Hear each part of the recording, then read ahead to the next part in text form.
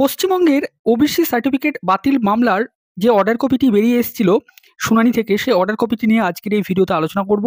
তাছাড়াও পরবর্তী শুনানির দিন কবে এবং যে ৭৭টি ক্লাস ওবিসি নিয়ে সমস্যা, সেই ৭৭টি ক্লাস কি কি ক্লাস এবং তাছাড়াও যে ৩৭টি ক্লাস যাদের মূলত ওবিসি সার্টিফিকেট বাতিল হয়েছে যে ক্লাসগুলোর, সেটা নিয়েও এই ভিডিওতে আলোচনা করব। অনুরোধ করব আপনারা এই ভিডিওটা পুরোটা দেখবেন, কোনো অংশে স্কিপ না করে। তাহলে চলুন আজকের এই ভিডিওটি শুরু করা যাক। এই চ্যানেলে যদি আপনারা নতুন হয়ে থাকেন তাহলে অবশ্যই চ্যানেলটি সাবস্ক্রাইব করে রাখবেন এই ধরনের যে কোনো আপডেট পাওয়ার জন্য। প্রথমেই আমরা দেখে নেব সুপ্রিম কোর্টের যে কেস স্ট্যাটাসটা, যে কবে এই মামলার শুনানি রয়েছে। তারপরে আমরা যে অর্ডার কপিটি বেরিয়ে এসছে প্রথম যে হিয়ারিংটি হয়েছিল সেই হিয়ারিং থেকে, সেই অর্ডার কপিটি আপনাদেরকে দেখাবো। দেখুন এখানে ডায়েরি নাম্বার ২৭/287/2024, the state of West Bengal versus Amal Chandra Das. তো এই যে এসএলপিটি দায়ের করেছিলেন the state of West Bengal থেকে মহামান্য সুপ্রিম কোর্টে। এসএলপিটি ফাইল করা হয়েছিল 18/6/2024 সালে এবং স্ট্যাটাস দেখাচ্ছে পেন্ডিং।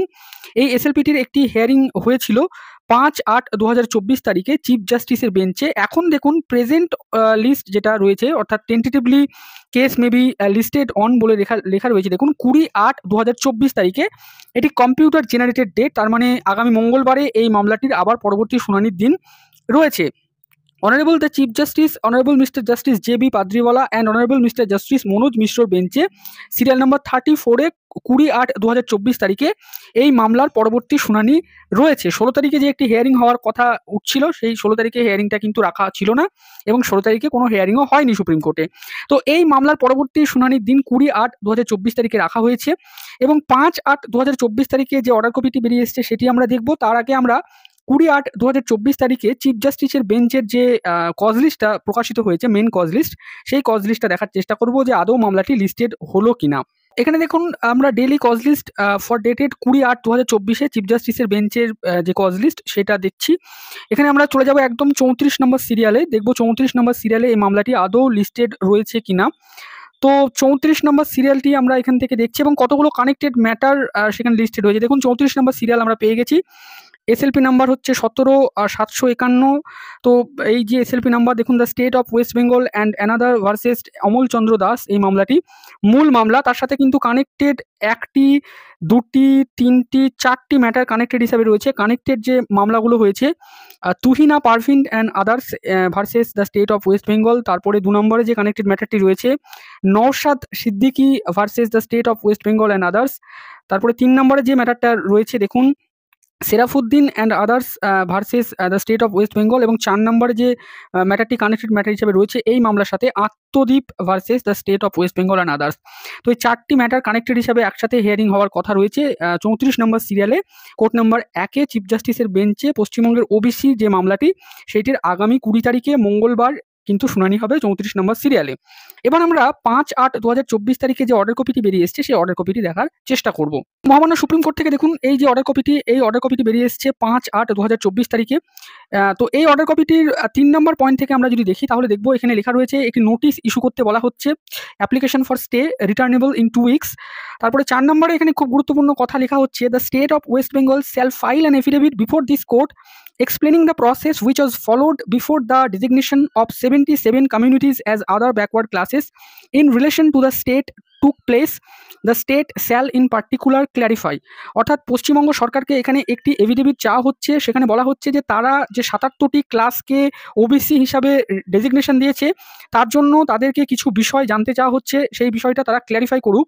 প্রথম যেটা, the nature of the survey if any that was carried out on the twin aspects of, অর্থাৎ যে সার্ভেটা করা উচিত ছিল 77টি ক্লাসকে ইনক্লুড করার জন্য, সেই সার্ভেটা যদি করে থাকে তাহলে তার নেচার বা প্রকৃতি কেমন ছিল এবং তার জন্য কি কি বিষয় জানতে চেয়েছে। সোশ্যাল অ্যান্ড এডুকেশনাল ব্যাকওয়ার্ডনেস, অর্থাৎ সেই সার্ভেটা করার ক্ষেত্রে কি সামাজিক এবং শিক্ষাগত যে অনগ্রসরতা সেটা কি দেখা হয়েছে কিনা।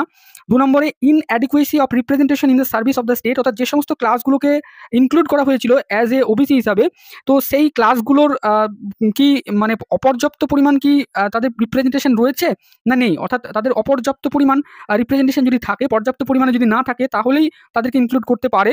তো এই সমস্ত ইন্ডিকেটরগুলো কি মানা হয়েছিল কি হয়নি তার জন্য এইটাকে চেয়েছে জানতে। তারপরে 2 নম্বরে একটি বিষয় জানতে চেয়েছে, whether there was a lack of consultation with the West Bengal Commission of Backward Classes in respect of any communities in the list of 77 communities designated as OBC and in particular in regard to the 37 communities as submitted during the course of the hearing.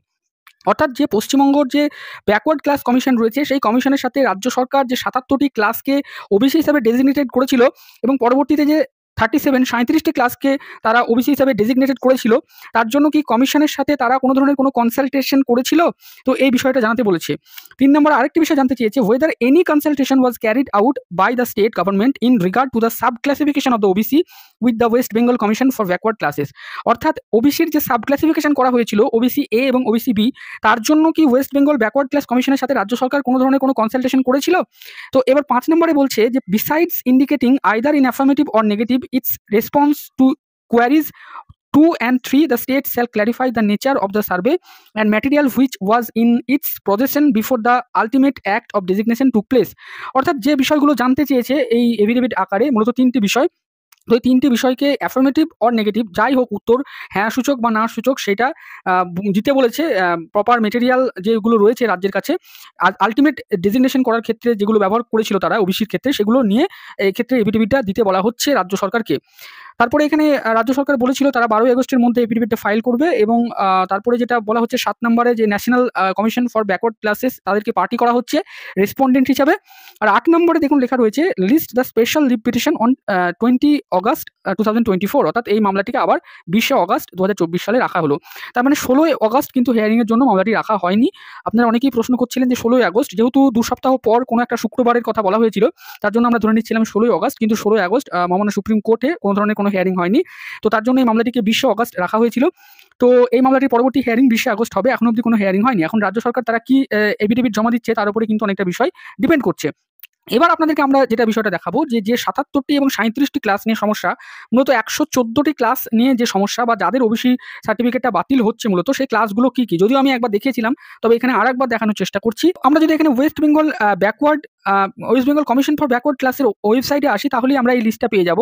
তো এখানে দেখুন এই যে name of caste এবং particular of connected orders, অর্থাৎ কোন অর্ডারের ভিত্তিতে এই ক্লাসগুলোকে ইনক্লুড করা হয়েছিল এবং সিরিয়াল নাম্বার। তো প্রথমে আপনাদেরকে বলে রাখি 66 সিরিয়াল অবধি এখানে দেখুন, আমি প্রত্যেকটা ক্লাসকে পড়ে পড়ে বলছি না, আপনারা এই ওয়েবসাইটে গিয়ে এইটা দেখবেন।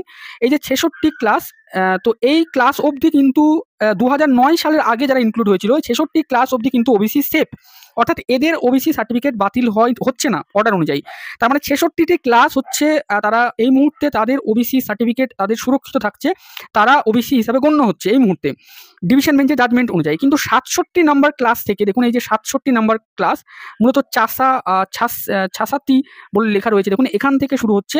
তো এখান থেকে একদম 143 অবধি আমরা যদি দেখি 143 অবধি দেখুন এই যে সেপাই মুসলিম বলে লেখা রয়েছে 143, এই 77টি ক্লাস এবং তারপরে দেখুন 144 থেকে শেখ /যে শেখ বলে লেখা রয়েছে, এখান থেকে একদম 180 এই অবধি মোট 114টি ক্লাস নিয়ে কিন্তু সমস্যা।